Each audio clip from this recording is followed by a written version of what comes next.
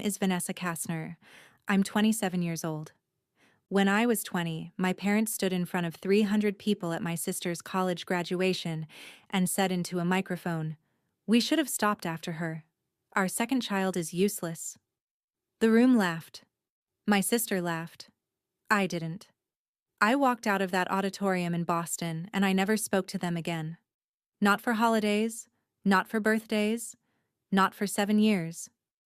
Then 3 months ago, my phone lit up with a number I didn't recognize. "Come home. Your sister has—" They didn't finish the sentence. They didn't have to. They didn't know that I'd spent those 7 years building a life they couldn't touch. That I'd become exactly the person they said I'd never be. And they definitely didn't know that when their perfect daughter fell apart, I'd be the only one who could catch her. This is what happened when the golden child collapsed, and the disappointment became the only one strong enough to save her. Let me take you back. The Kastner family. 47 Maple Street, Newton, Massachusetts. White colonial. Black shutters. Lawn so perfect it looked fake. My father, an accountant. My mother, an elementary school principal. 2 daughters. From the outside, we were flawless. From the inside, we were a hierarchy. Nicole was born in 1996. I was born in 1998. 2 years apart. A lifetime of difference. Nicole made Dean's List every semester at Boston University. I kept a 3.4 GPA and worked 2 jobs to do it. Nicole was student body vice president. I was the girl who showed up to class and went home. Nicole got a $15,000 a year merit scholarship.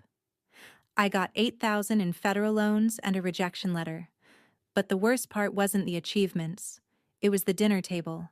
6:30 every night. Same seats. Nicole to my father's right. The place of honor. Me at the end of the table closest to the kitchen. Close enough to be useful. Far enough to be forgotten. "Nicole, tell us about the VP position," my father would say, cutting his steak with surgical precision. "It's student body vice president, Dad." "That's my girl. Leadership runs in this family." Then he'd glance at me. An afterthought. What class are you struggling with now?" I stopped answering after sophomore year of high school. I started counting instead. "Why can't you be more like your sister?" 47 times. Between my freshman year of high school and graduation. 47 times they said it. I kept a journal. I wrote it down every single time. Dates, locations, context. April 12th, 2016. The day the scholarship letters came. Nicole opened hers at the kitchen table. $15,000. Renewable for 4 years. My mother opened a bottle of wine at 3 in the afternoon.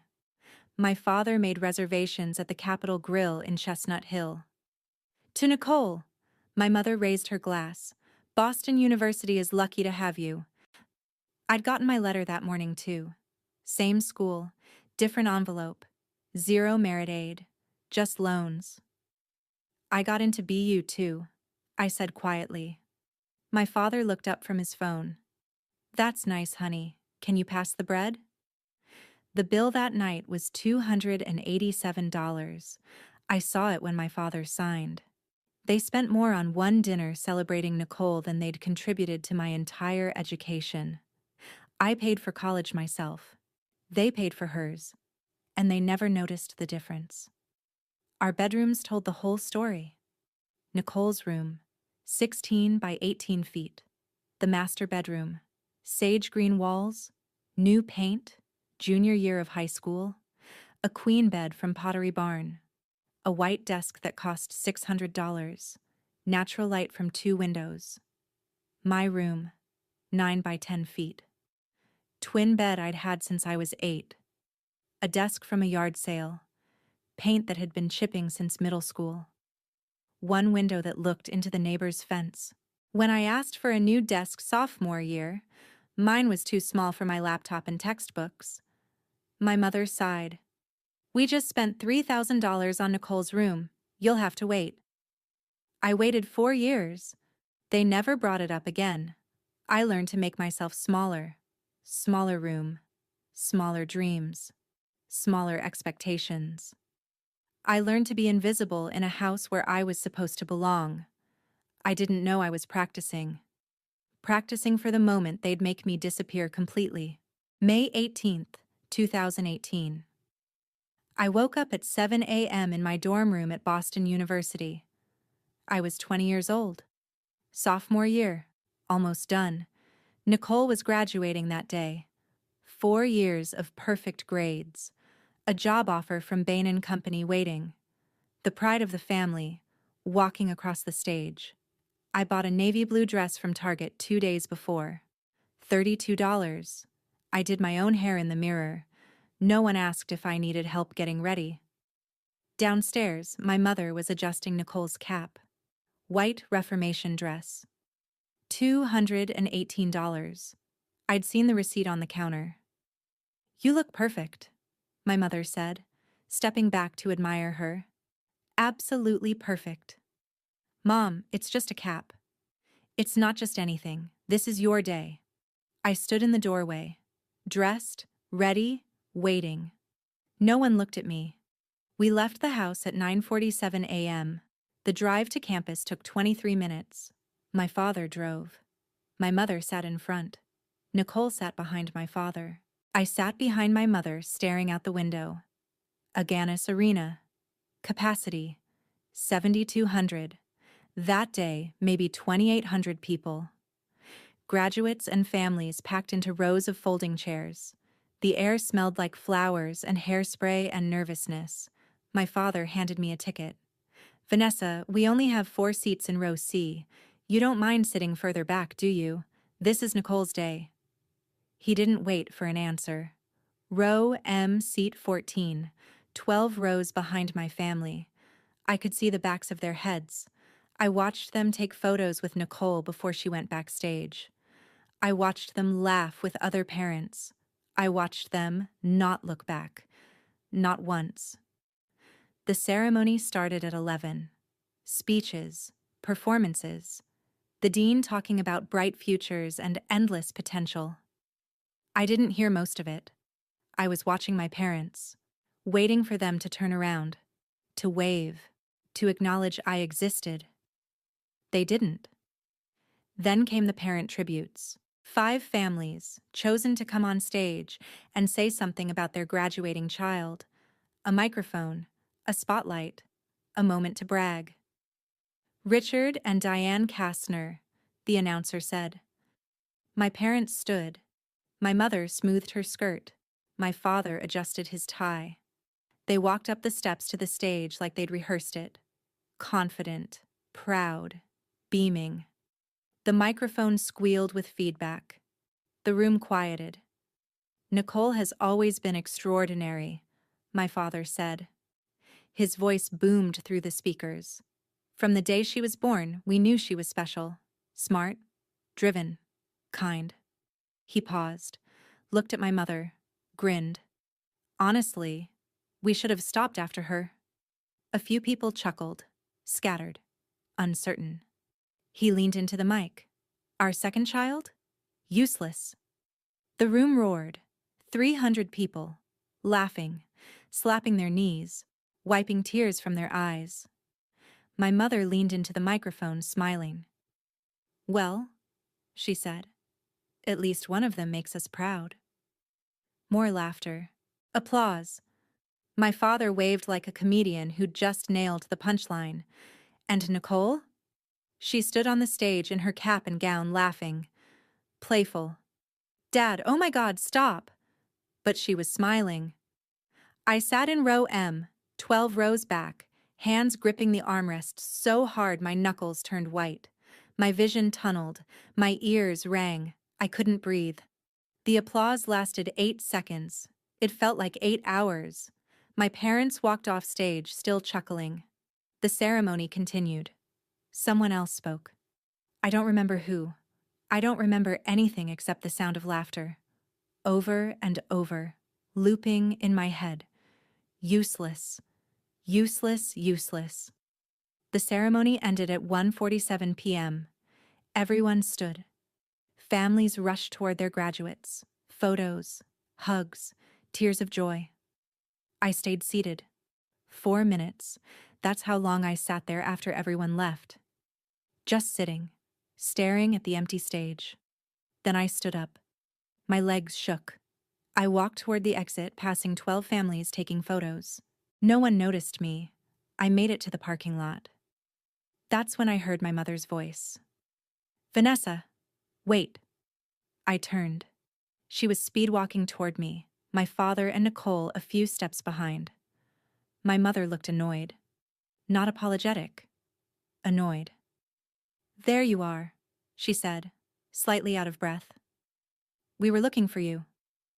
I stared at her. "You humiliated me." My father laughed. Actually laughed. "Oh, come on. It was a joke, Vanessa. Lighten up. You told 300 people I'm useless." "We never said that," my mother said quickly. "You said you wish I was never born." "You're being dramatic."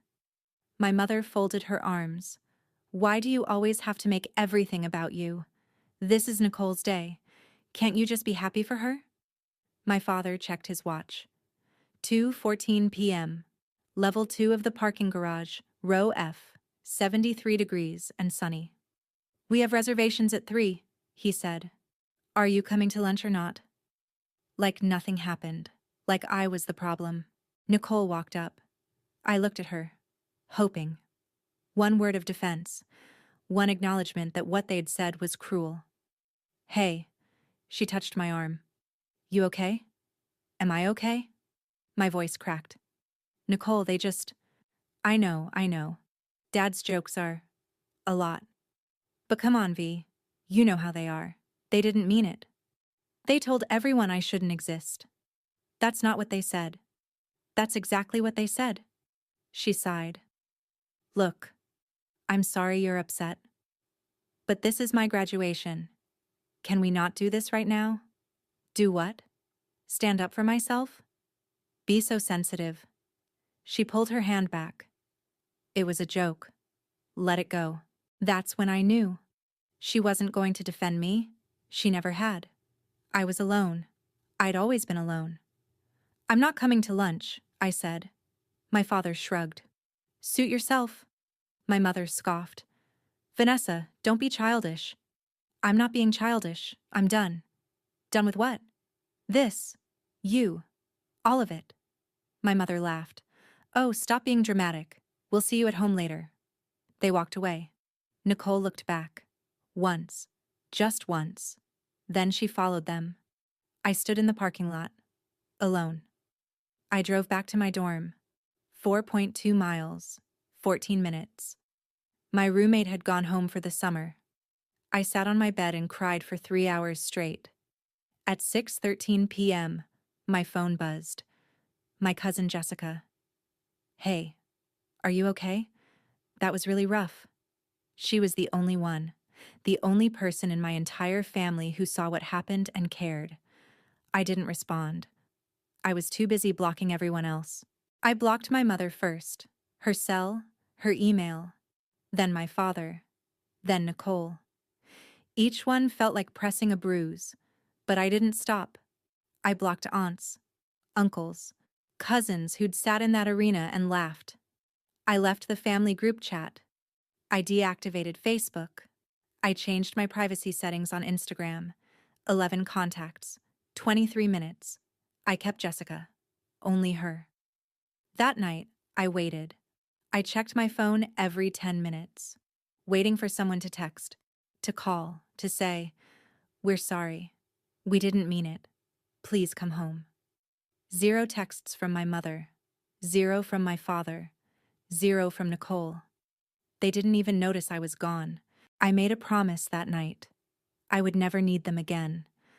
I would build a life so complete, so whole, that their absence wouldn't leave a hole. I didn't know it would take 7 years, or that I'd have to do it with $847 in my bank account and a dorm room I'd have to leave in 2 weeks. But I did it anyway. June 3rd, 2018, 9:47 a.m. I waited until my parents left for work. I had 2 hours. I packed like I was robbing my own childhood. Clothes, laptop, books, photos. No, wait, no photos. I left those? I didn't want to remember these people. 4 boxes, 2 suitcases, 1 backpack. 20 years of life fit in the back of an Uber XL. The driver's name was Javier. The ride cost $47. We drove to BU's summer housing. I'd signed up for RA training. $800 stipend for the summer. A free room. It was the only place I had to go. I left the house key on the kitchen counter, right next to the Mother's Day card I'd given her 4 weeks earlier. She never opened it. I knew because the envelope was still sealed. Funny, I always knew. That summer, I applied for 3 jobs. I got hired at all of them. Starbucks, 6 a.m. to 2 p.m., $13 an hour. BU Library Circulation Desk, 3 to 8 p.m., $14.50 an hour. Tutoring through Wisent. Online, weekends, $25 an hour, 60 to 70 hours a week. I worked until my hands shook, until I forgot what day it was, until a customer asked if I was okay, and I realized I'd been staring at the espresso machine for 30 seconds. "I'm fine," I said. I wasn't. But I would be. June through August, I made $7,200. I spent $2,100 on food, my phone bill, toiletries, textbooks for fall. I saved $5,100. I lost 8 pounds. I slept 5 to 6 hours a night. I cried 11 times that summer. I counted. Fall 2018. Sophomore year. I was selected as a resident assistant for Miles Standish Hall. 7th floor, 40 freshmen. Free room and board. A $7,200 value. $3,000 stipend. Meal plan discount. My supervisor asked during training, "Being an RA is 24/7. You're on call. You're responsible for these students' safety and well-being. Can you handle that?" "Yes," I said, because no one's ever been responsible for mine. I kept my Starbucks job. 15 hours a week. I added a work-study position in Dr. Ellen Strauss's research lab. Another 15 hours a week. 30 hours of work. 15 credits. 40 residents who needed me at all hours. I handled 3 emergencies that semester. 1 alcohol poisoning, 2 mental health crises. I made 2 friends, Gabrielle and Amit. Other RAs who understood what it meant to be broke and tired and still smiling. My GPA that semester, 3.58. I was surviving. Thanksgiving break came. 40 students went home. The building echoed with emptiness.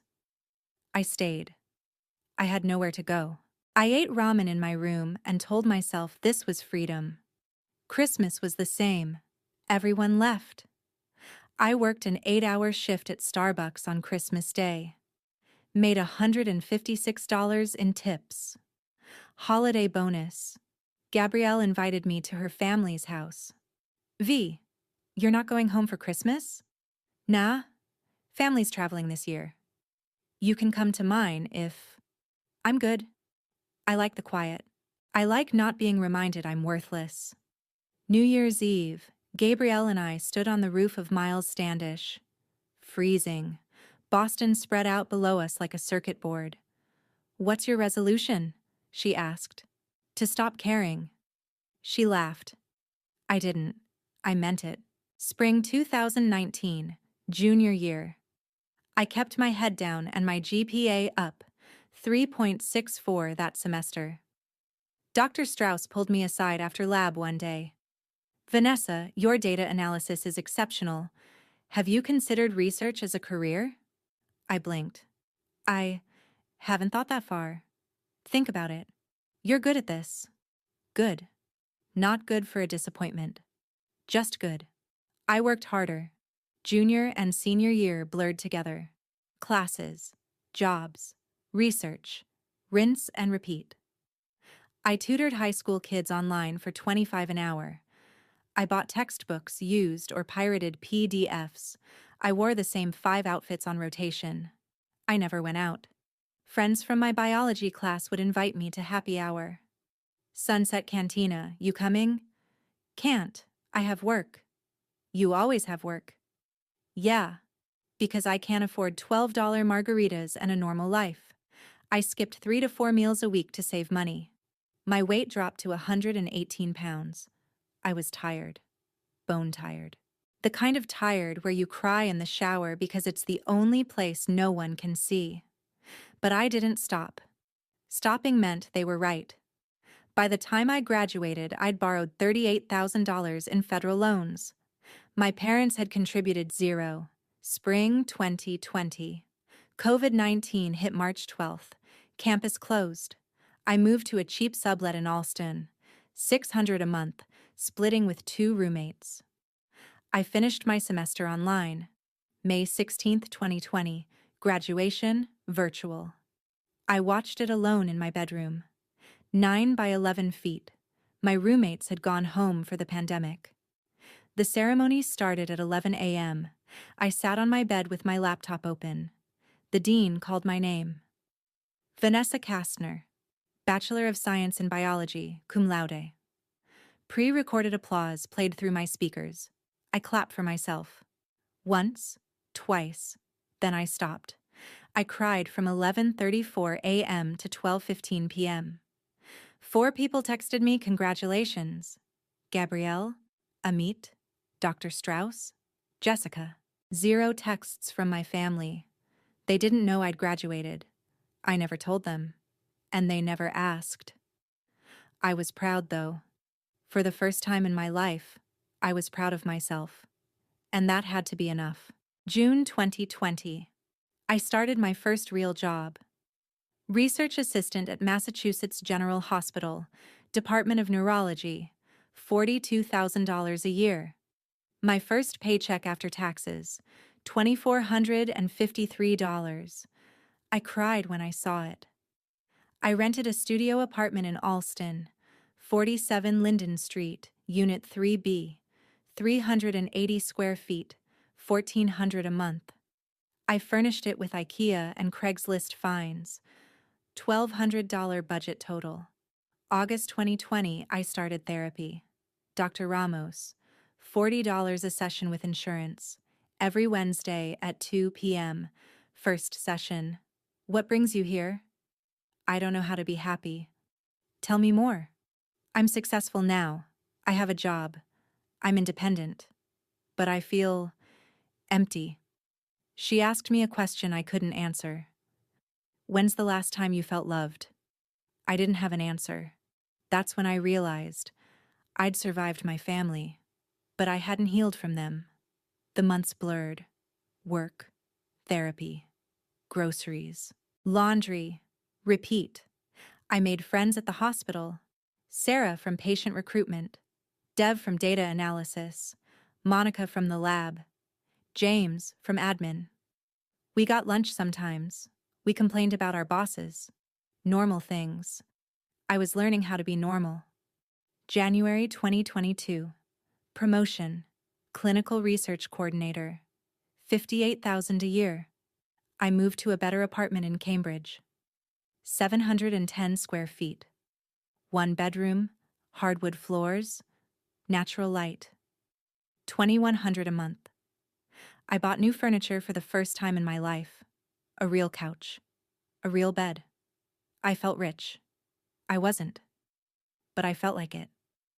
Sarah asked me one day at lunch, "You never talk about your family." Not much to say. Come on, everyone has family drama. Mine's complicated. Complicated how? The kind where you don't talk for 7 years. She didn't push. I was grateful. Holidays were still hard. Thanksgiving. Christmas. Everyone asked what I was doing. I said I was working. Volunteer shifts. Holiday pay. Truth. I was avoiding the questions. 2023. I got a raise. 62,500. 2024. Another promotion. Senior Clinical Research Coordinator. 68,000. I had a savings account. $12,000. I paid my student loans down to $21,000. I joined a yoga class. A book club. I went on dates. Nothing serious. I had trust issues. One guy, Ethan, 29. Architect. We dated for 3 months. Casual. He said one night over dinner, "You're hard to read sometimes." What do you mean? Like there's a part of you I can't access. A wall. Maybe I just like my privacy. Or maybe you're afraid to let anyone in. He wasn't wrong.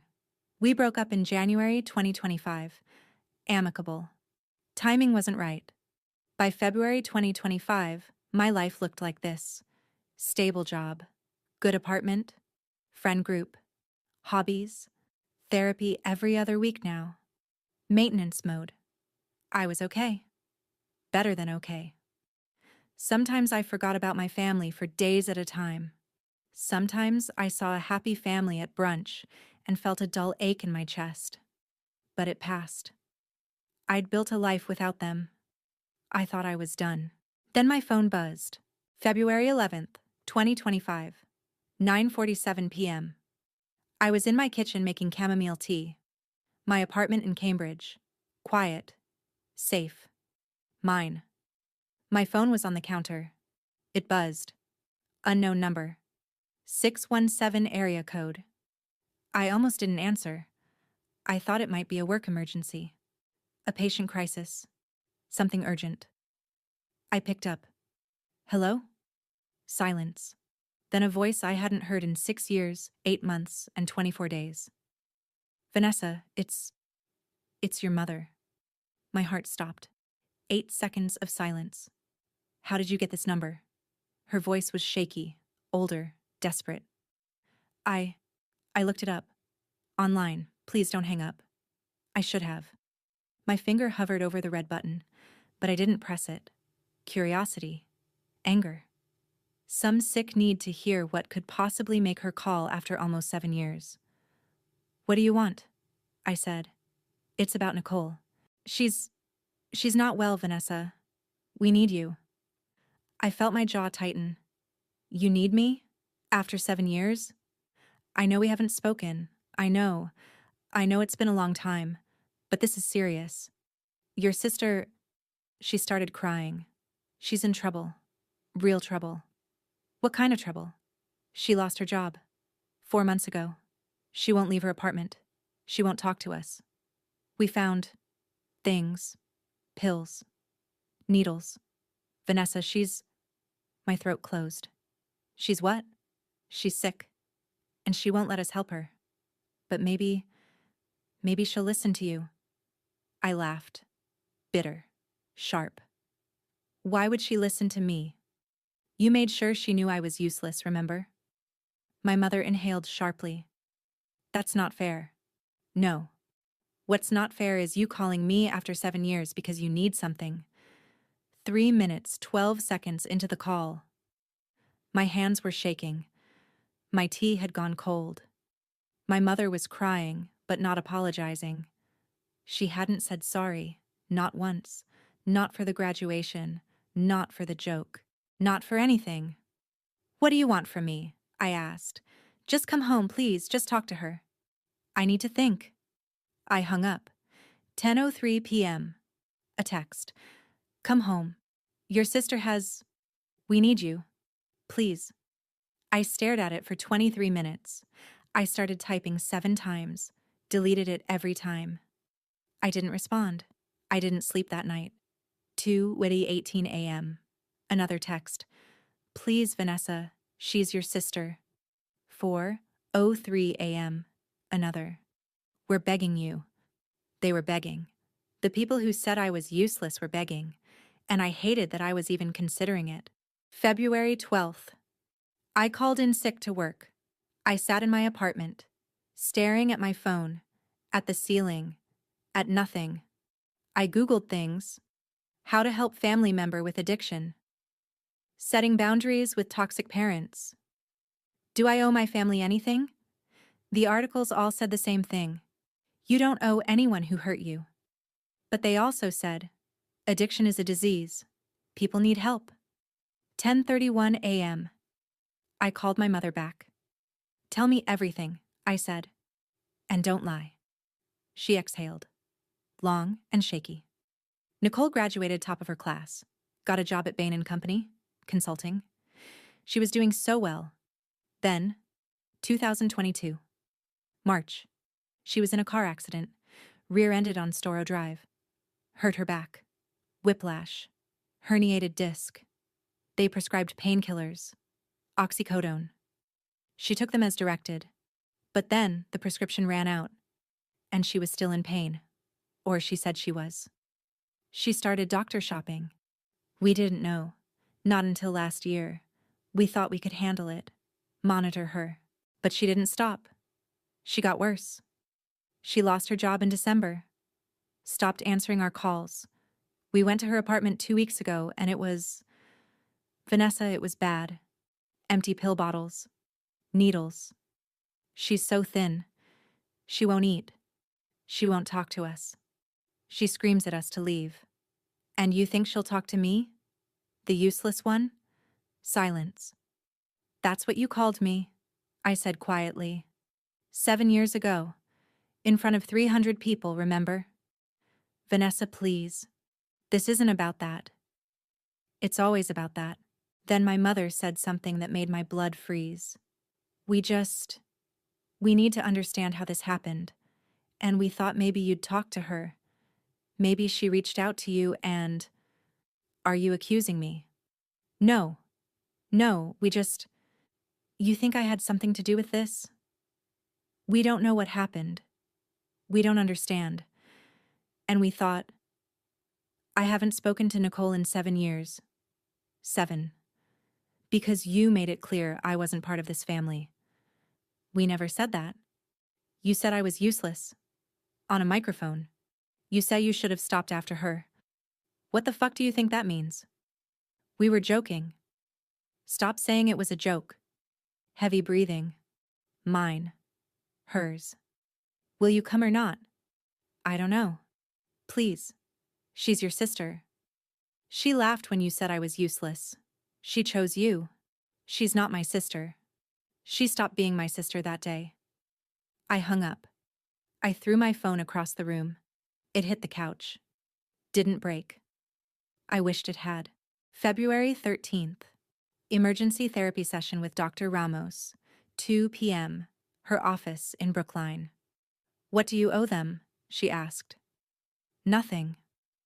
Then why are you considering going? I was quiet for a long time. Because I don't know if this is about them.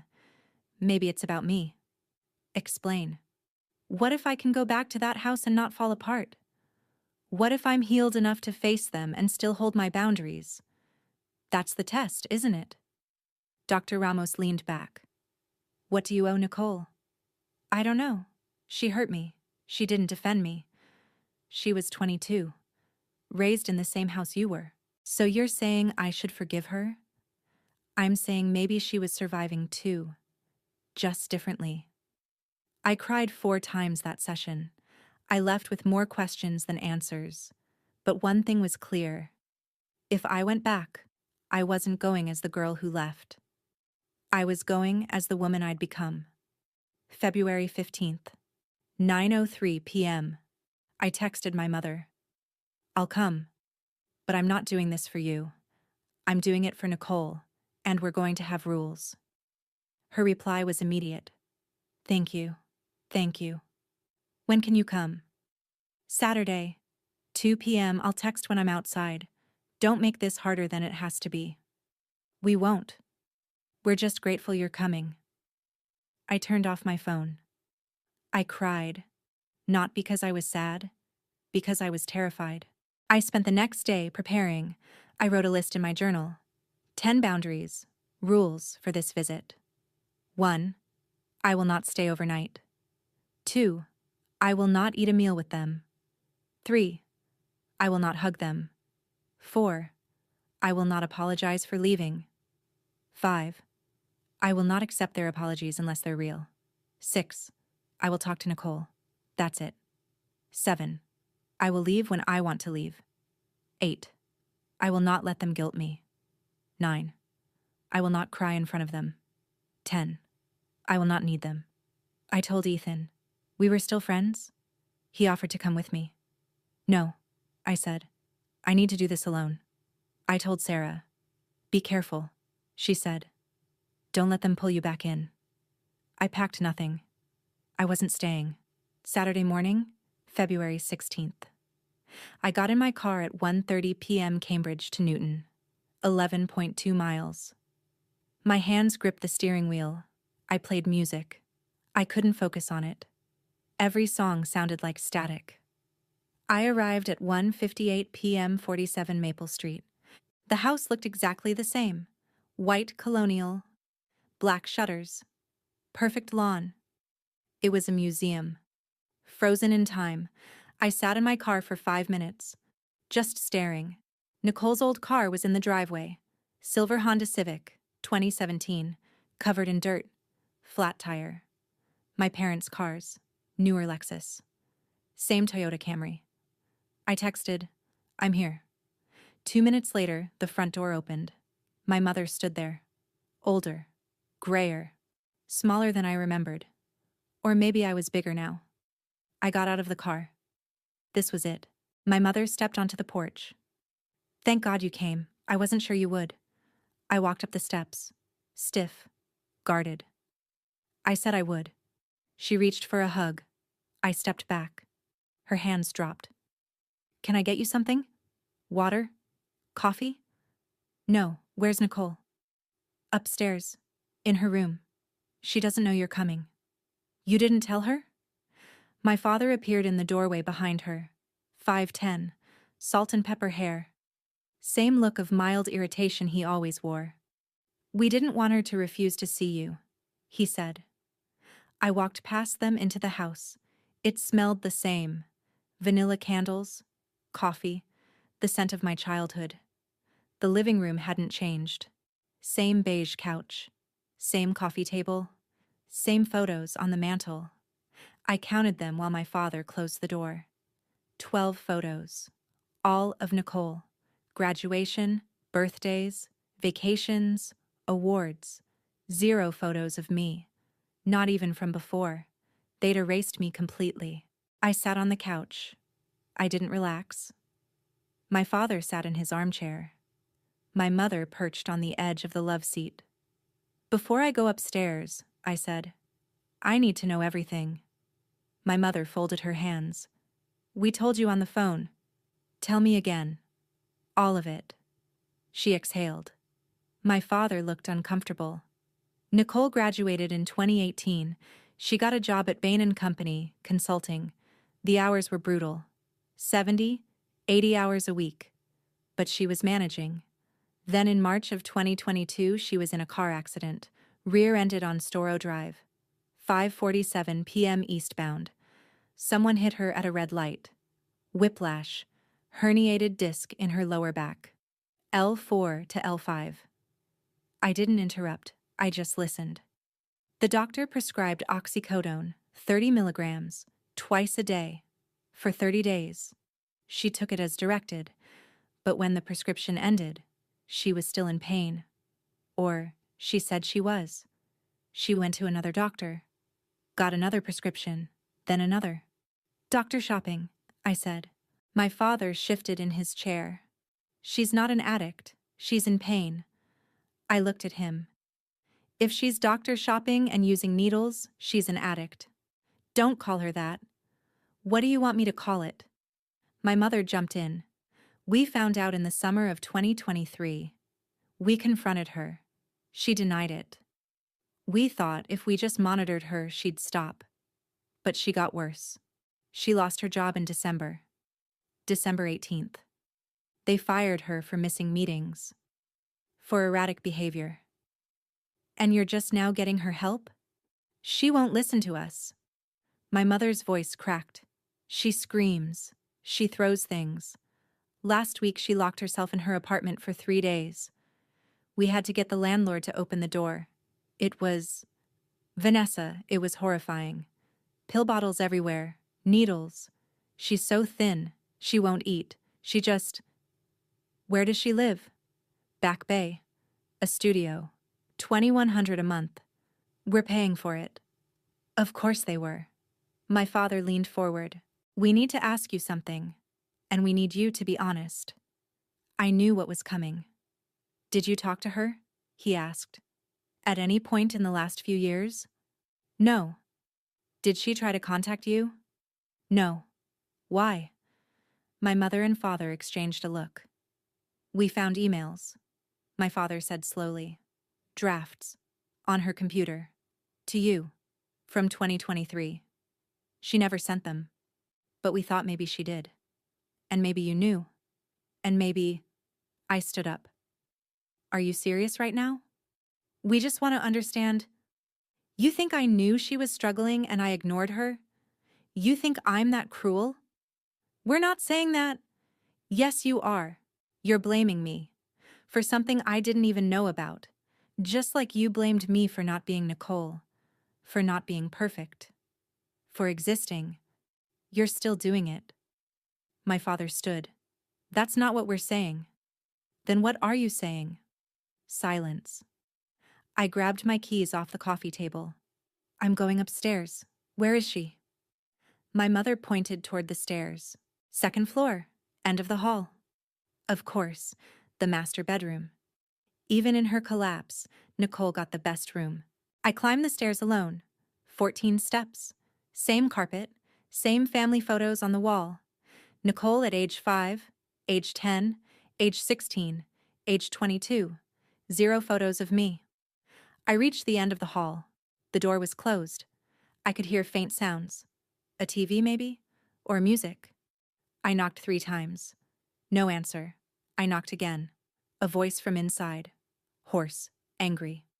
Go away. Nicole, it's me. Vanessa? Yeah. What are you doing here? Mom called me. Can I come in? A bitter laugh. Muffled. Mom called you. Of course she did. No, you can't come in. I drove here to see you. I'm not leaving until we talk.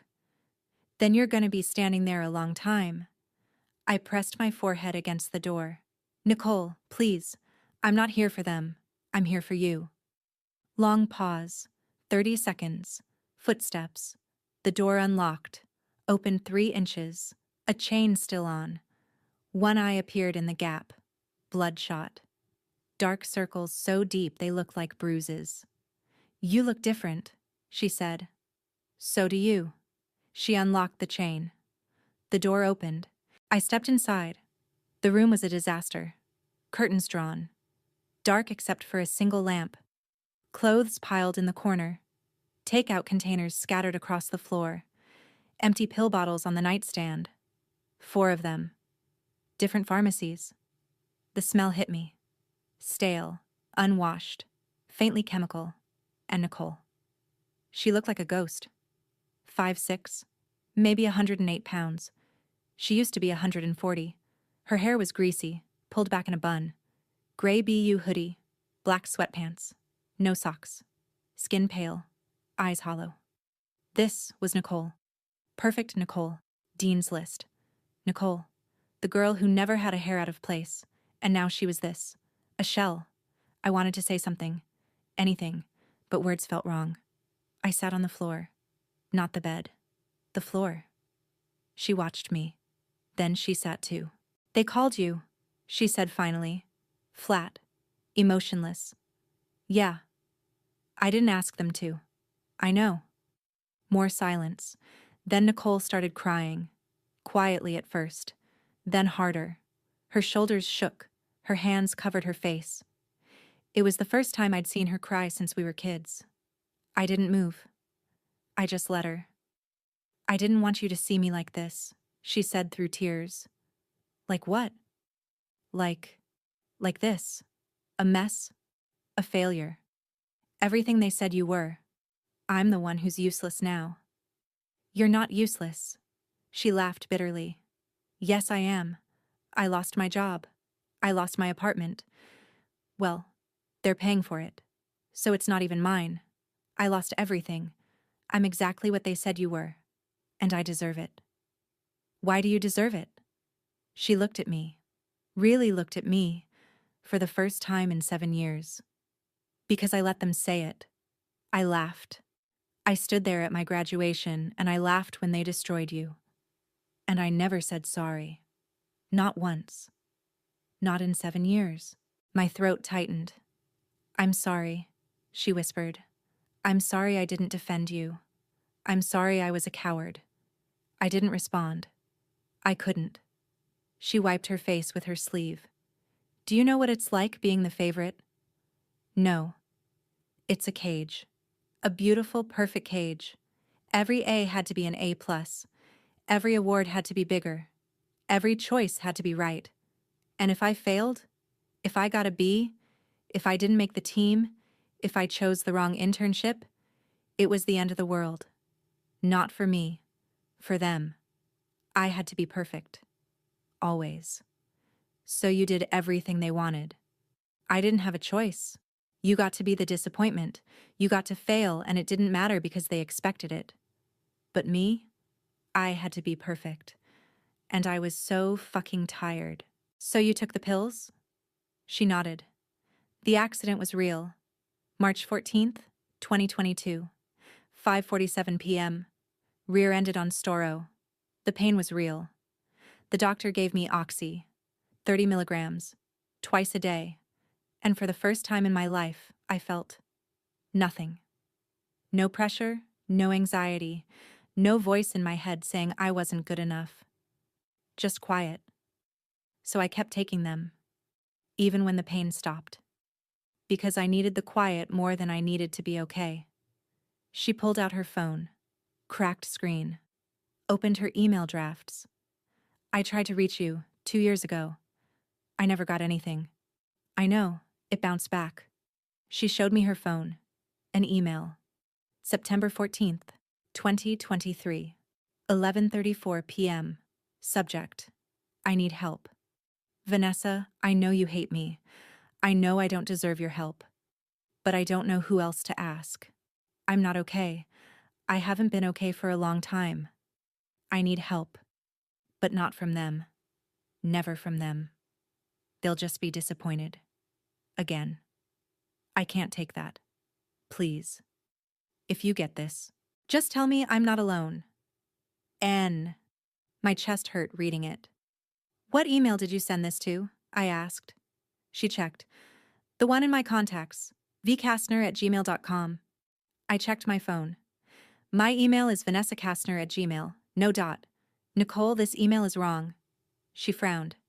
What? No. I've had this saved since high school. Check when it was last edited. She scrolled. Her face went white. Last modified. June 2023. I didn't modify it. I haven't touched my contacts in years. We stared at each other. They changed it. Our parents changed it. They kept us apart. Even when Nicole was drowning.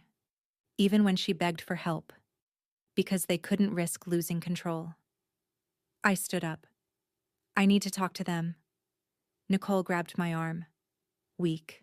Shaking. Don't. They'll just... I don't care what they'll do. They need to hear this. I walked downstairs.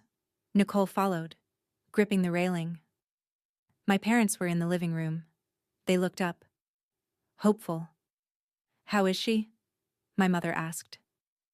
Did she talk to you? I placed Nicole's phone on the coffee table. Email open. When did you change Nicole's contact for me?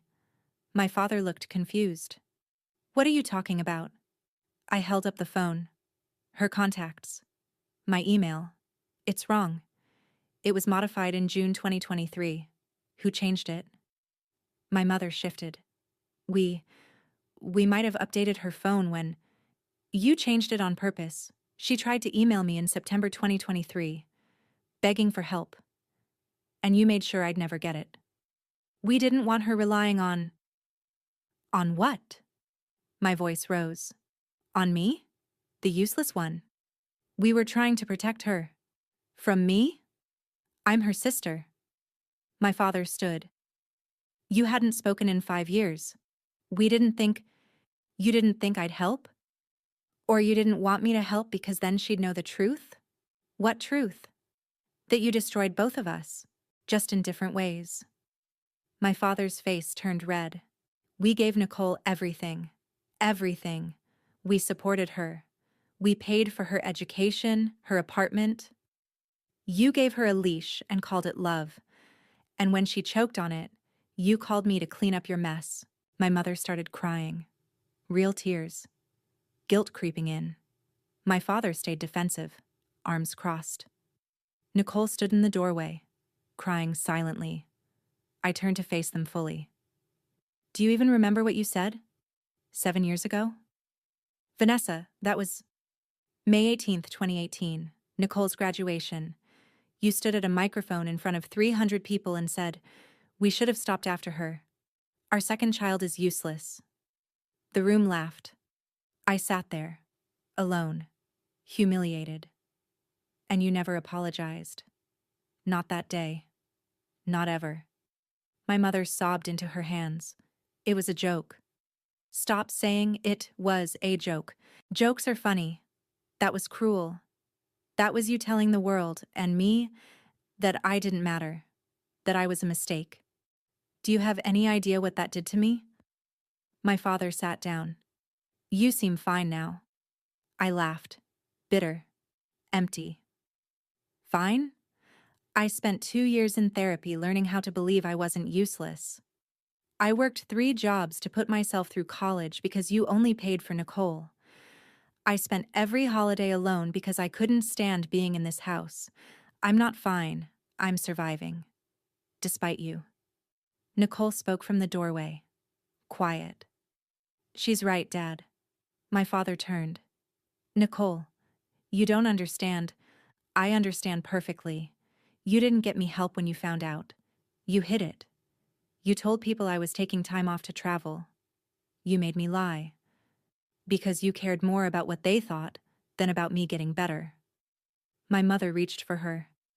That's not true. Nicole stepped back. You didn't call a doctor. You called Vanessa because you thought she'd fix it quietly. You didn't want me to get better. You wanted the problem to go away. I looked at my parents. Both of them trapped. Exposed. Here's what's going to happen, I said. I'm going to help Nicole find a treatment center. A real one. Residential. 90 days minimum. Evidence-based. Medical detox. Therapy. My father started to speak. You will pay for it.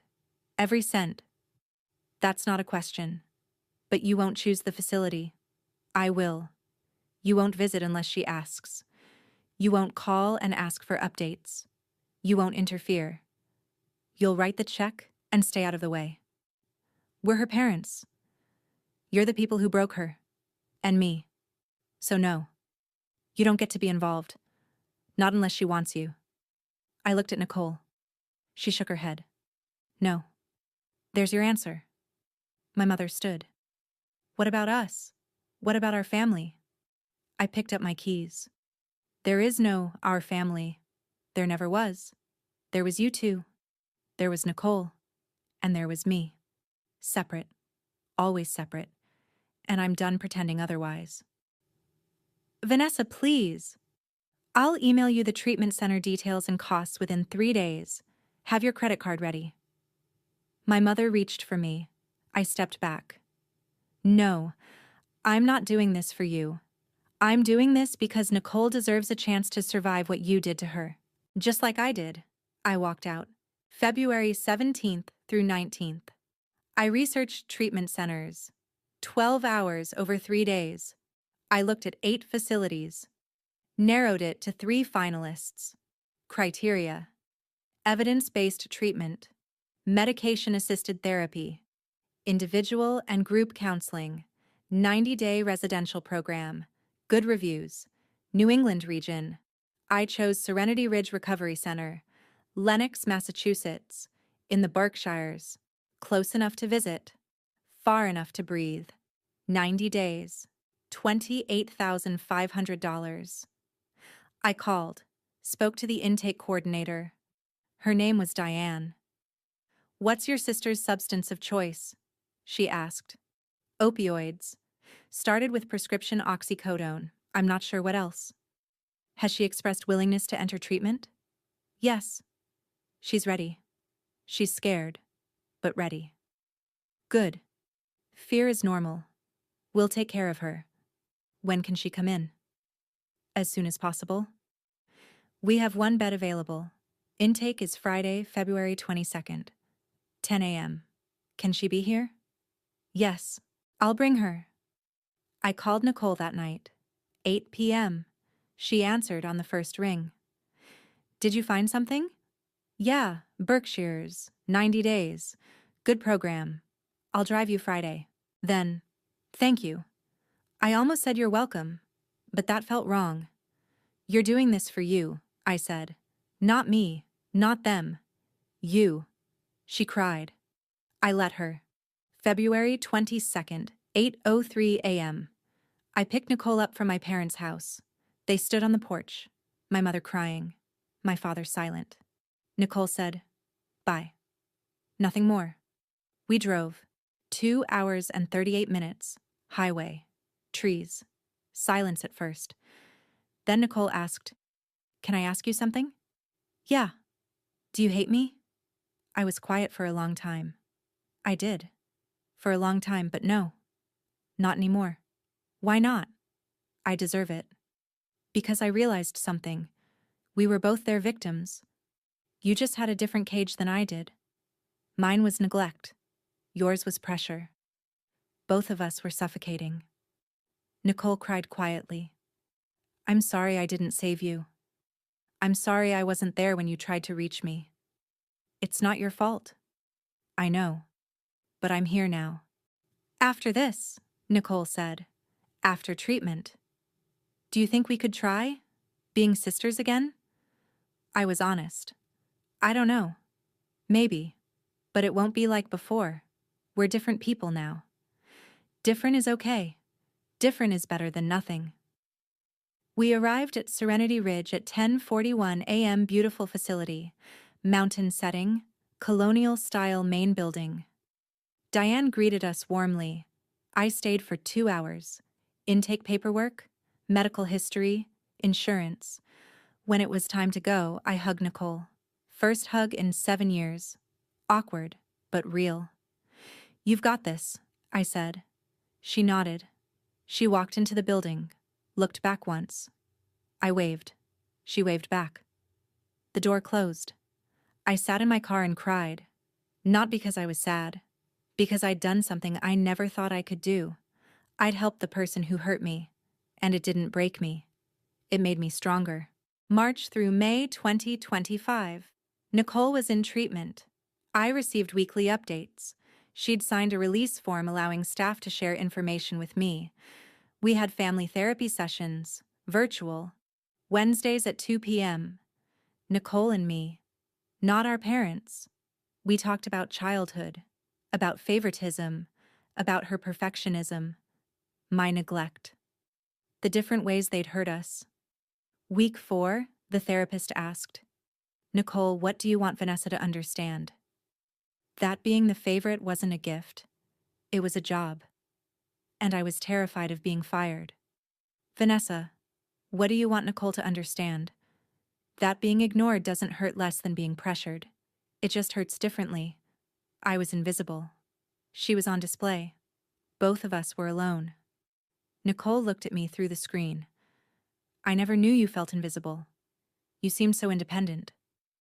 I didn't seem independent. I was abandoned. There's a difference. We both cried. Progress, the therapist said. May 20th, 2025. Nicole completed the program. I drove to pick her up. She looked different. Healthier. Hair clean. Eyes clear. Smile real. She'd gained 12 pounds. Color in her cheeks. She hugged me tight. Thank you for not giving up on me. I didn't say you're welcome. I said, you did this. I just showed up. Because that was the truth. Nicole moved to a sober living house in Springfield, $850 a month. Our parents paid. She started outpatient therapy 3 times a week. Joined AA, 90 meetings in 90 days. She got a part-time job at a bookstore, $15 an hour. Low pressure. I visited once a month. We had lunch. We talked. Slowly, carefully. We were rebuilding. Not close yet, but trying. Our parents asked to visit. Week 6 of her sobriety. Nicole said no. Week 10. She agreed. Supervised visits with her therapist present. Once a month.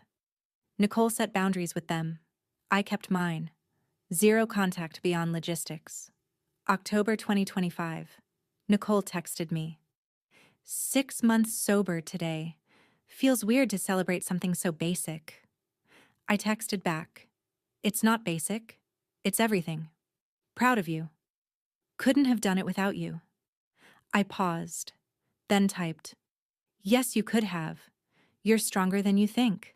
She sent back a heart emoji. It was enough. It's been almost a year since that text. Come home. Your sister has... I went home. I helped Nicole.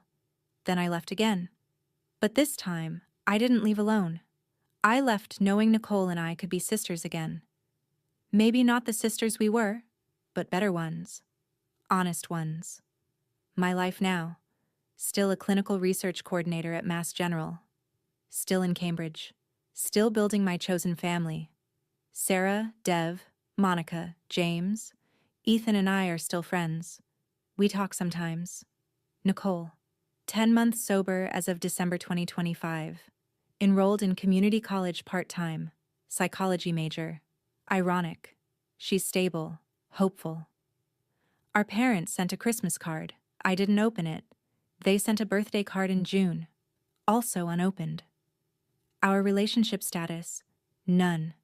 And I'm okay with that. People ask if I regret it. Going back. Helping the family that broke me. The answer is no. Because I didn't go back for them. I went back for Nicole. And in helping her, I proved something to myself. I could be in that house, with those people, and not fall apart. I'd healed. Really healed. Here's what I learned. Healing doesn't mean reconciliation. Boundaries aren't cruel. They're survival. I helped Nicole because she was a victim too. But I don't owe my parents anything. Nicole is working on forgiveness with them. That's her choice. Her path. I'm not ready. Maybe I never will be. And that's okay. If you've made it this far, thank you for listening. If this story resonated with you, if you've ever been the useless one, the forgotten one, the one who had to prove your worth to people who should have seen it from the start, leave a comment. Tell me, what was your graduation moment?